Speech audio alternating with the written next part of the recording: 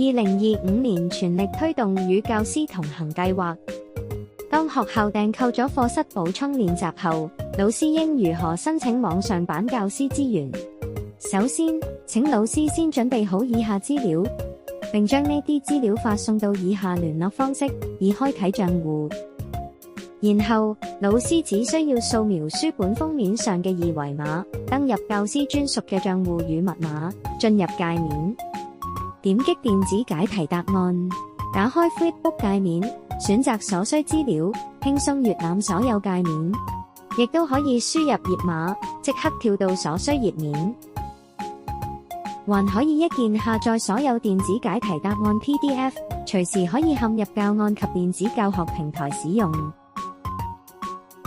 點擊多媒體資源，打開所需嘅音頻資料，或一鍵下載所有文件，配合課本內容使用。打開教學短片，可播放重點內容講解。此外，所有聆聽資料，同學仔都可一鍵下載使用，無需登入。點擊教師專區，全新嘅教師資源專區，全力支持老師學與教。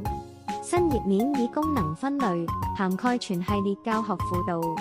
例如閱讀技巧、寫作技巧、增值卷等豐富嘅教學資源。老師只選用其中一本教材，就可以共享全系列教學精華短片，即係一本課室補充練習，就可以實現全系列教材跨越使用啦。如想取閱最新課室補充樣書，或派員到季後展示及講解，歡迎與我們市場部聯絡，亦都歡迎登入本公司網站了解更多最新嘅出版資訊。